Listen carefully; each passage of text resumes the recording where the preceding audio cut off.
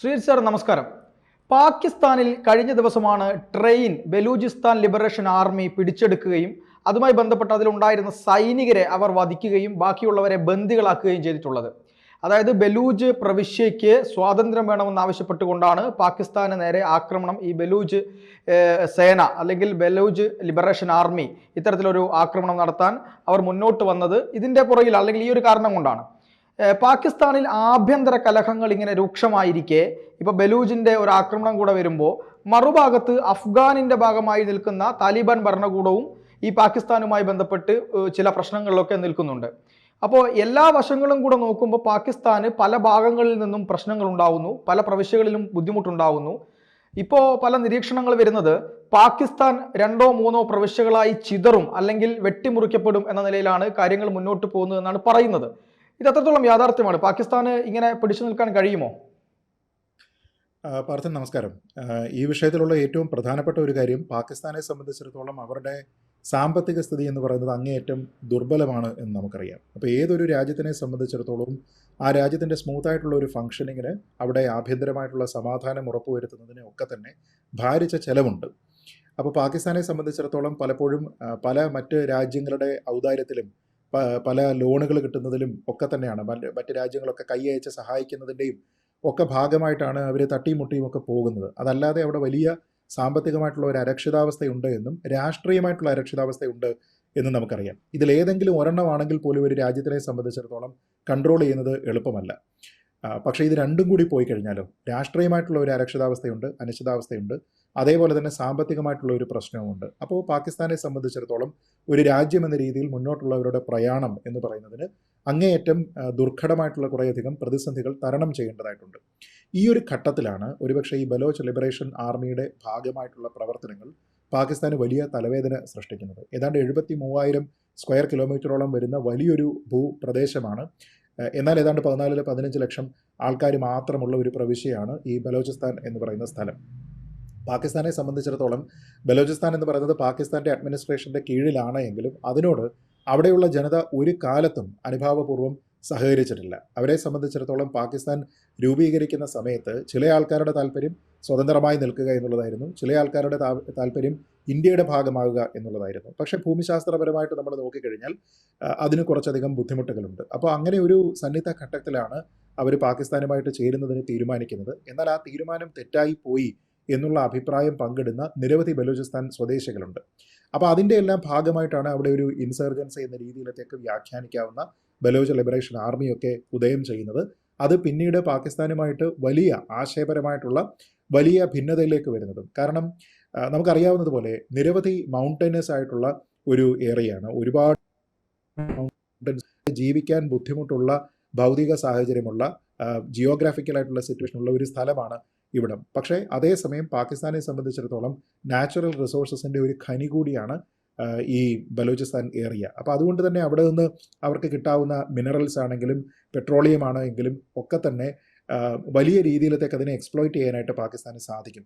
പക്ഷേ അത് പൂർണ്ണമായിട്ടുള്ള അളവിലേക്ക് കൊണ്ടുപോകാനായിട്ട് പാകിസ്ഥാൻ ഇപ്പോഴും കഴിഞ്ഞിട്ടില്ല. അതിൻ്റെ വലിയൊരു തടസ്സം ഉണ്ടാകുന്നത് തന്നെ ബലൂചിസ്ഥാനുള്ള ആൾക്കാരുടെ ഒരു പ്രതിഷേധമാണ്. തന്നെയുമല്ല, ബലൂചിസ്ഥാൻ്റെ നാച്ചുറൽ റിസോഴ്സസ് എല്ലാം പാകിസ്ഥാൻ മൊത്തത്തിൽ കൊണ്ടുപോയാൽ പോലും അതിന് ആനുപാതികമായിട്ടുള്ള എന്തെങ്കിലും ബെനിഫിറ്റ് ബലൂചിസ്ഥാൻകാർക്ക് കിട്ടുന്നില്ല എന്ന രീതിയിലത്തേക്കുള്ള ഒരു ആക്ഷേപമുണ്ട്. അപ്പോൾ നമ്മുടെ നാട്ടിൽ വലിയ രീതിയിലത്തേക്കുള്ള മിനറൽസ് ഉണ്ട്, നാച്ചുറൽ റിസോഴ്സസ് ഉണ്ട്. പക്ഷേ അതൊക്കെ തന്നെ നമ്മുടെ രാജ്യം എടുത്തുകൊണ്ട് പോവുകയും നമുക്കതിൻ്റെ ഒരു ബെനിഫിറ്റും കിട്ടാതിരിക്കുകയും ചെയ്യുക എന്ന് പറയുമ്പോൾ സ്വാഭാവികമായിട്ട് ആൾക്കാർക്ക് ഉണ്ടാകാൻ സാധ്യതയുള്ള ഒരമർഷമുണ്ട്. ആ അമർഷം അവിടെ പതിറ്റാണ്ടുകളായിട്ട് അവിടെയുള്ള ജനവിഭാഗത്തിനുണ്ട് എന്നുള്ളത് ഒരു കാര്യമാണ്. രണ്ട്, സ്വതന്ത്രമായി നിലനിൽക്കാൻ കഴിയുന്ന ഒരു പ്രവിശ്യയാണ് തങ്ങളുടേത് എന്നുള്ള ഒരു ചിന്ത അവിടെ കഴിഞ്ഞ കുറേ കാലമായിട്ട് ബലപ്പെട്ടിട്ടുണ്ട്. അതായത് ഞങ്ങൾക്ക് നാച്ചുറൽ റിസോഴ്സസ് ഇവിടെ ഉണ്ട്, ഇത് പാകിസ്ഥാൻ എന്ന ലാർജർ രാജ്യവുമായിട്ട് ഷെയർ ചെയ്യേണ്ടതിൻ്റെ ആവശ്യമില്ല, അതുകൊണ്ട് തന്നെ ഞങ്ങൾക്കിവിടെ സ്വയംഭരണത്തിന് ഒരുപക്ഷെ സ്വതന്ത്രമായിട്ട് നിലനിൽക്കുന്നതിന് ഒക്കെ തന്നെ ഞങ്ങൾക്ക് അവകാശമുണ്ട് എന്ന രീതിയിലത്തേക്കുള്ള ഒരു ചിന്ത അവിടെ കഴിഞ്ഞ കുറേ കാലമായിട്ട് ബലൂചിസ്ഥാൻ ജനതയ്ക്കുണ്ട്. അതുകൊണ്ടാണ് ബലൂചിസ്ഥാൻ ലിബറേഷൻ ആർമിക്ക് വലിയ രീതിയിലത്തേക്കുള്ള വേരോട്ടം ഉണ്ടാക്കാൻ സാധിക്കുന്നതും അവിടെയുള്ള ആൾക്കാരുടെ പൊതുവിലുള്ള ഒരു അഭിപ്രായം പ്രകടിപ്പിക്കുന്നതിന് ഇവർക്ക് കഴിയുന്നതും. അപ്പോൾ അതിൻ്റെയൊക്കെ ഭാഗമായിട്ടാണ് ഒരുപക്ഷെ 2016 നമ്മുടെ സ്വാതന്ത്ര്യദിനവുമായി ബന്ധപ്പെട്ട സന്ദേശം നൽകുന്ന സമയത്ത് നമ്മുടെ പ്രധാനമന്ത്രി പോലും പറഞ്ഞിട്ടുണ്ട്, എന്നെ ഗിൽഗിറ്റ് ബാൾട്ടിസ്ഥാനിൽ നിന്നും അതേപോലെ തന്നെ പാക് ഒക്യുപ്പൈഡ് കാശ്മീരിൽ നിന്നും അതേപോലെ തന്നെ ബലൂചിസ്ഥാനിൽ നിന്നും ആൾക്കാർ എനിക്ക് വിഷസ് അയക്കുന്നുണ്ട്, സന്ദേശം അയക്കുന്നുണ്ട് എന്ന് അദ്ദേഹം പറഞ്ഞത്. അപ്പോൾ പരമ്പരാഗതമായിട്ട് പാകിസ്ഥാൻ പറയുന്നത് നമ്മുടെ ഗവൺമെൻറ്, ഇന്ത്യൻ ഗവൺമെൻറ്, നമ്മുടെ എക്സ്റ്റേണൽ ഇൻ്റലിജൻസ് വിഭാഗമായിട്ടുള്ള റിസർച്ച് ആൻഡ് അനാലിസിസ് വിങ് ഒക്കെയാണ് ബലൂചിസ്ഥാനിലും ഗിൽഗിത് ബാൾട്ടിസ്ഥാനിലും പാക് ഓക്യുപ്പൈഡ് കാശ്മീരിലുമുള്ള പാകിസ്ഥാൻ വിമത പ്രവർത്തനത്തിന് എല്ലാവിധ പിന്തുണകളും നൽകുന്നത് എന്നുള്ള ഒരു ക്ലെയിം ഉണ്ടായിരുന്നു. ഇപ്പോൾ നമ്മുടെ പ്രധാനമന്ത്രി 2016 ഇത് പറയുന്ന സമയത്ത് പാകിസ്ഥാൻ്റെ പ്രതികരണം വരുന്നത് പോലും, നോക്കൂ ഞങ്ങൾ ഇത്രയും കാലം പറഞ്ഞിരുന്നത് എന്താണ്, ഇന്ത്യൻ ഗവൺമെൻറ്റും റോയുമാണ് അവർക്ക് വേണ്ടുന്ന സഹായം നൽകുന്നത്. ഇന്ന് പ്രധാനമന്ത്രിയുടെ വാക്കുകളിൽ കൂടി അത് പുറത്തു വന്നിരിക്കുകയാണ്. കാരണം അവർ വിശ്വസിക്കുന്നു.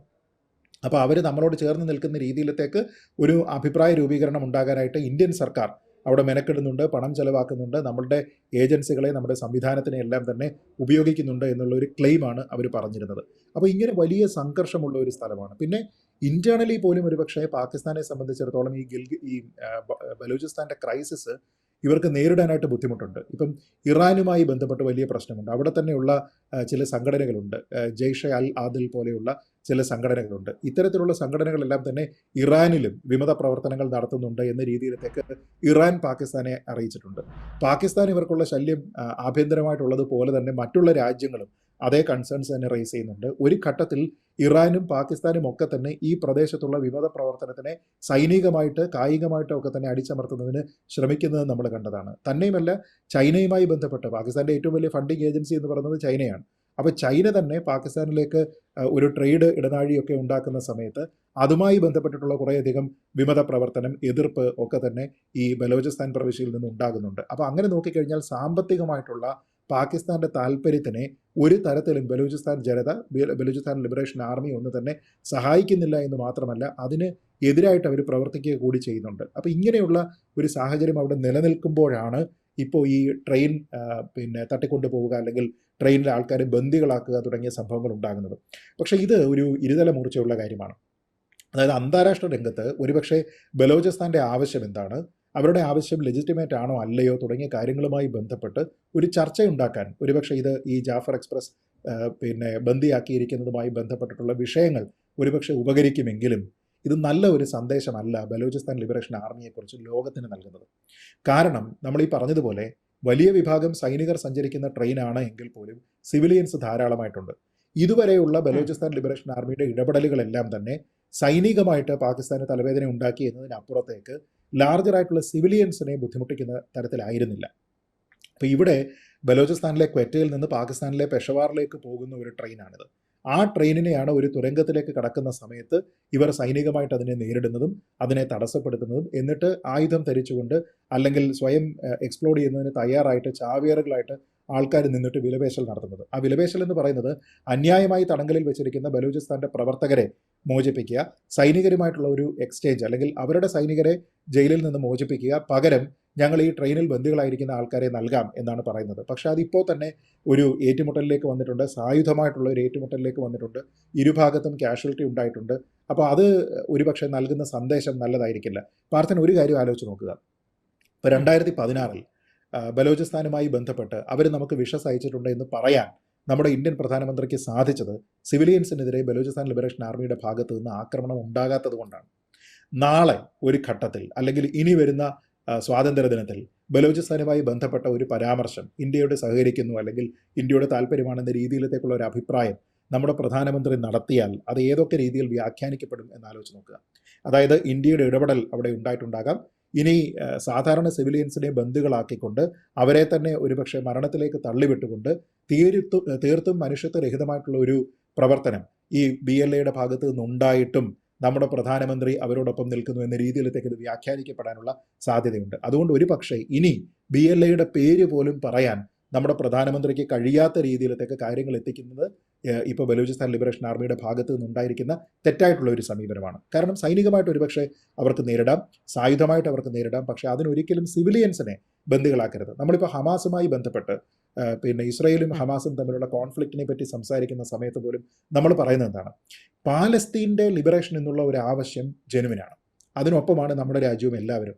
പക്ഷേ അത് ഹമാസ് ഏറ്റെടുത്തതിന് ശേഷം പാവപ്പെട്ട പാലസ്തീൻ ജനതയെ കൂടി ബന്ദികളാക്കിക്കൊണ്ട് അവർ ഈ പോരിലേക്ക് പോകുന്നു.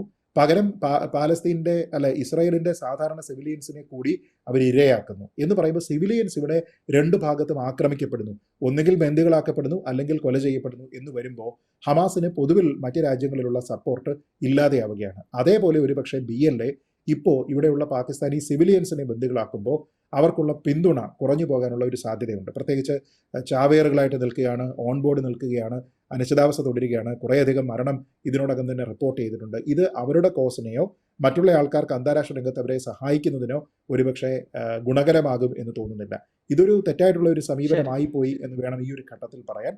പക്ഷേ ഇനി ഇതിൽ ഒരു പീസ് കീപ്പിങ്ങിൻ്റെ ഭാഗമായിട്ട് തടവുകാരെ എക്സ്ചേഞ്ച് ചെയ്യുന്ന രീതിയിലത്തേക്ക്, ബന്ധുക്കളുമായിട്ട് എക്സ്ചേഞ്ച് ചെയ്യുന്ന രീതിയിലത്തേക്കുള്ള കാര്യങ്ങൾ ഉണ്ടാകുമോ ഇല്ലയോ തുടങ്ങിയ കാര്യങ്ങളെല്ലാം തന്നെ പാകിസ്ഥാൻ ഒരു രാജ്യം എന്ന രീതിയിൽ എത്രത്തോളം ഇതിനെ നേരിടാൻ സജ്ജമാണ് തുടങ്ങിയ കാര്യങ്ങളുമായി ബന്ധപ്പെട്ടുള്ള വിലയിരുത്തലാകുമെന്നാണ് ഈ ഒരു ഘട്ടത്തിൽ ഞാൻ കരുതുന്നത്.